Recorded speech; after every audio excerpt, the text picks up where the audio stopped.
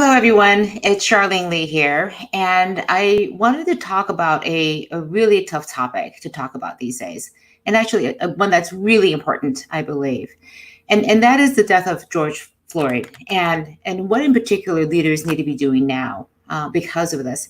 And I think this is such an important moment because we all watched that video of George being held down to the ground, and an officer just being impassive about it, just so immune to the human suffering that was going on, and three additional officers letting him do this.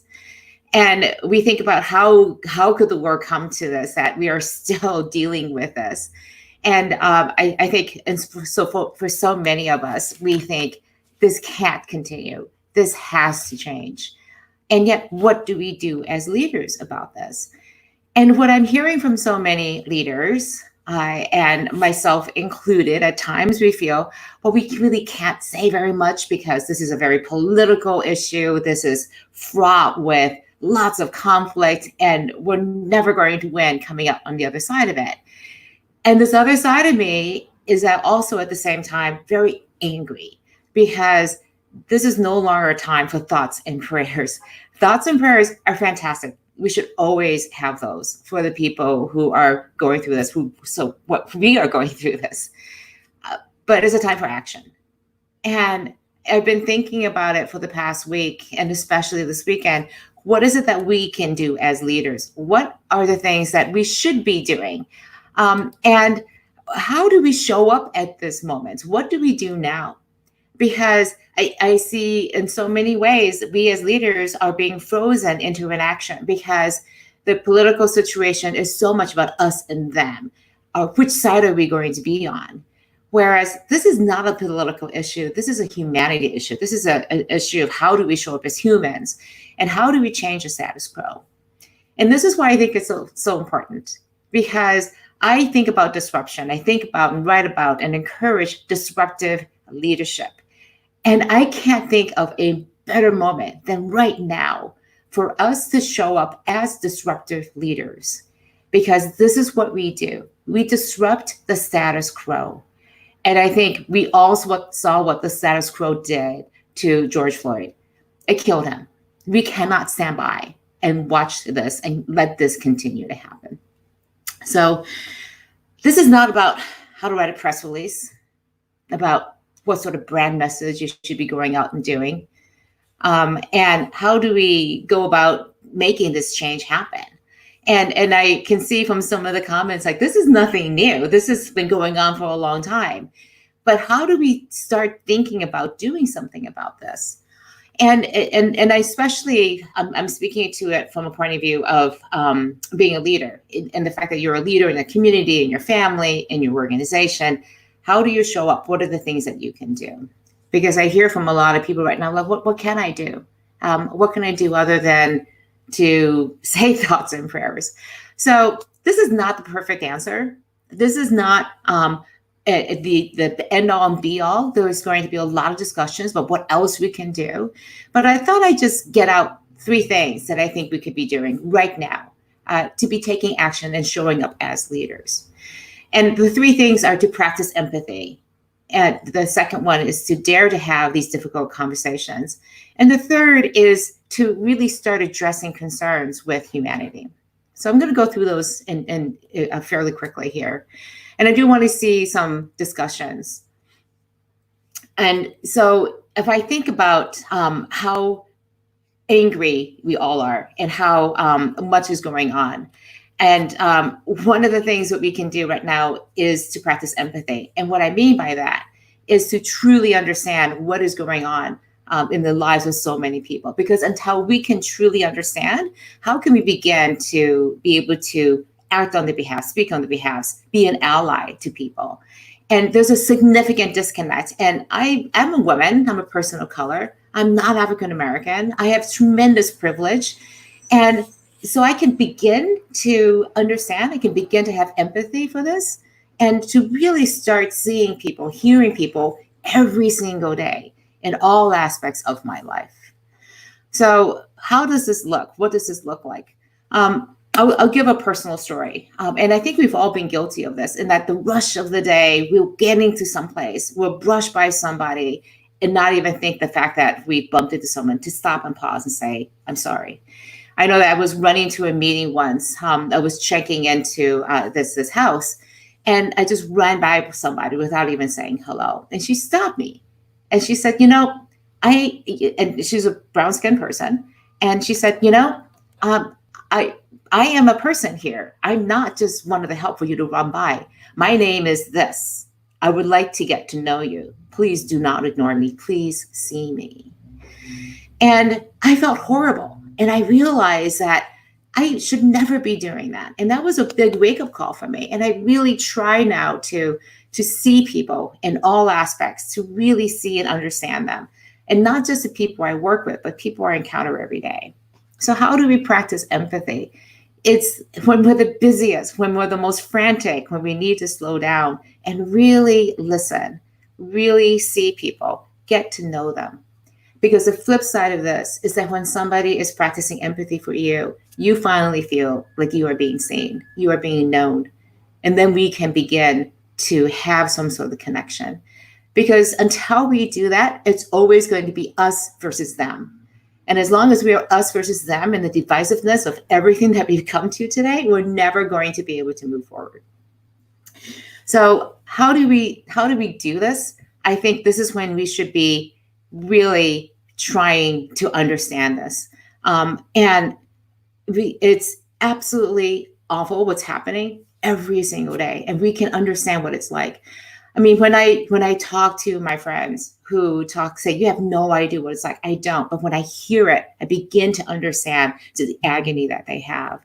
Something that let's talk about a story when I hear over and over again how families have to, African-American families have to talk to their young children about how they can stay alive, not just stay safe, but stay alive, because the color of their skin puts them in danger. And it's these stories, to listen to them, to feel them, to understand that rage that is happening right now. It makes that rage personal. You begin to feel that rage, to understand where that rage is coming from. And if we feel that rage and don't shove it aside, but really truly see it, then we are going to want to do something about it. And this leads to the other thing, in that this is the time to have difficult conversations and to dare to have them. And this is, I think, the part that we as leaders need to play, in that, are we creating the environments in the places where we are leaders, in our teams, in our organizations, in our communities, even in our families, to have these difficult conversations? Because when we have empathy, we're beginning to see these problems. When we see somebody not having empathy and having a point of view that doesn't jive with the way that the world works, do we have the courage as leaders to come in and have those conversations that are going to be difficult? I get it. It's so much easier to just let things lie, to just not have to deal with it, to just let it blow over, even though it's kind of not the way that you would say it. It's just kind of in the moment, and you can excuse it, and we just let it go by. I think if we truly are feeling this empathy and feeling the anger and the incredible pain that's happening, we're not going to let this lie. We're going to have those difficult conversations. So let me give you an example. Someone once recently said, on a speech, a colleague of mine gave a speech, and he used this phrase. He goes, "That is never going to happen. That person has a Chinaman's chance of being successful." And I called him on it when he came off the stage. And I go, "That was a great speech, except for this one part. Why did you use that analogy, that phrase?" He goes, "It just popped into my head." And when he saw me as an Asian person, realizing that using that phrase and the implications behind that someone of Asian descent has no chance, has a chance in hell of ever being successful. And the blood drained out of his face. He was incredibly mortified. And we had a good, long discussion about this. And to this day, we still have discussions about that. And he expresses how grateful he was that I said this to him. On my part, it felt incredibly difficult to do. at that time. It was not something I was necessarily comfortable with. But since then, I've had so many other times when somebody has called somebody a retard. And you say to them, like, there are a lot of people who are mentally challenged, have different difficulties and different abilities. Please don't do that, because I have a member of my own family who is autistic. And I would never want somebody to be calling him a retard. He is a full person and loving in so many ways. If you could just see what he's like, you would also come to love him and see him too. So having these difficult conversations, no matter where they come up, is really difficult. And as a leader, I think the hardest thing to do is to make and create an environment where that happens. There is a phrase that I was told from a young age, that to be successful in business as a woman and as a person of color, that I had to check things at the door, that I had to check my ethnicity at the door, I had to check my gender at the door. And nothing made me angrier, because, my goodness, don't you want my full me? Don't you want all of me to be bringing that all to work, to the environment, the place where I am trying to make better? So don't you dare ask me to check things at the door. In fact, open it wide, make it so that my full self, my diversity, my opinions, my point of view of the world is not only welcome, but treasured. Something that's valued by the organization, not something that I have to hide away in a closet. So it's times when we do this as leaders, where we can create the environments where people can bring their full selves and safely have those difficult conversations where things are going to happen. And then the last thing is to address the concerns with humility. I think in so many ways, we're seeing what people are protesting right now is protesting the system. The system is broken. The system isn't working. Well, the system is run by people, and the people are saying, my hands are tied. I can't help you in this situation. I can't do anything about that. And we as leaders, I think, should be thinking about how do we show up and address these concerns, no matter how big and small. We can't always fix things. But again, if we are having empathy and we're seeing people, if we're trying to have these difficult conversations to explain, what we can help with and not help with, then we can begin to start addressing these problems that we have. So this is the question about how you're doing this inside your own organization. How do you address the concerns of people, of customers, of your employees? When there's a concern that somebody says, I'm not getting the customer service that I'm having, how are you addressing that? And are you addressing it in a way, really do the analysis? Are you treating people as equally as possible? Is there a bias that's happening that you may not even realize against a person because of their color, because of the accent that they have, because they're an immigrant, because they're old, because they're a woman, because they're young? There are so many biases that are out in the world. We all have these biases. And the only way we can start to address them is to acknowledge that they exist. The worst thing we could say right now is to say that we're race blind. That says that we don't understand that the issues that gender and race and all the differences have created. And so if we're blind to them, we can't begin to address them. And one other way to think about this is also, how do you treat employee concerns? We know, especially now in the time of COVID, on top of everything else, we have COVID, we have all of these issues around race and equality. How are we actually dealing with the people we are responsible for as leaders? How are we addressing their concerns? Are we shoving them aside and saying, yeah, we'll deal with that after COVID happened, is straightened out? Are we listening? Are we truly empathizing? Are we having those difficult conversations and then trying to address them? So that's what I have for today. I really wanted to say, this is a time where, again, I don't have the answers. I'm going to go through the chat. I can see so many of the things that are out of the corner of my eye, what's happening with the chat too.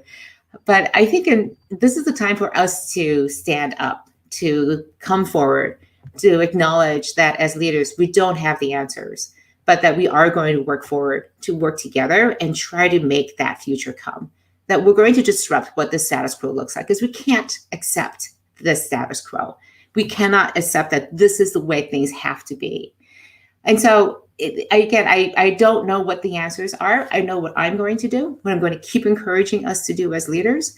And I do believe, and I've seen this happen over and over again, that if we can identify and systematically change the system intentionally and strategically, say, we don't know how to change the overall system, but I know what my small part is going to be. And that is how we're going to make this change happen. It's when we go out into our neighborhoods and check in on people as we have been doing with COVID.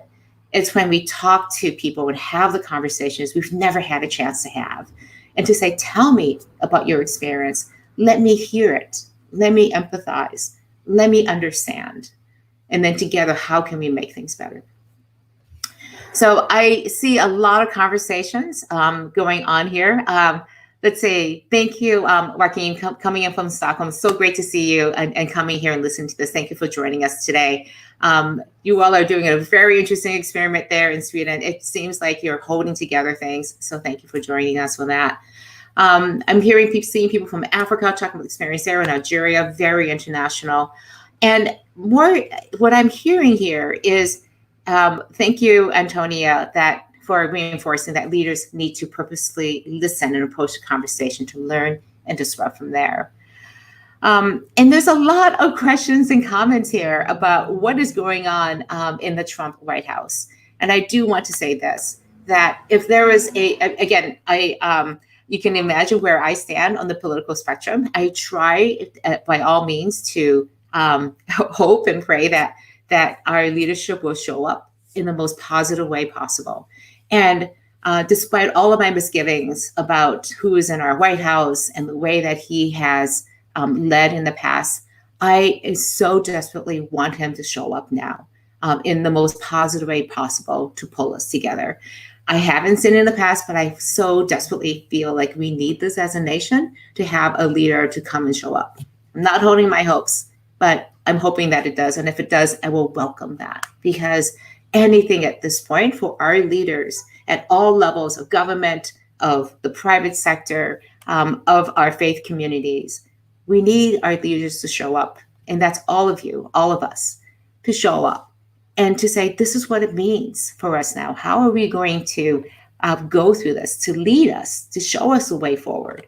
And again, the only thing I can think of right now to leave you with is this. It's a famous quote from Epictetus from 2,000 years ago about what leaders do. And that is that we were born with 2 ears and 1 mouth, and we should be listening twice as much as we speak. So if we do nothing else than just going out and listen, to hear each other, to see each other, to know each other, that is probably the most important thing we can do. Because from there, we can develop that base of understanding to be able to move forward.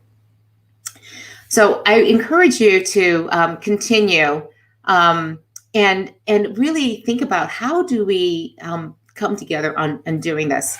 What I would encourage you to do is, first of all, we do have a community called Quantum Networks. It's a place where we can hopefully create a safe space for disruptive leaders to come and talk about these issues. How do we do this? How do we overcome the barriers that stand in our way?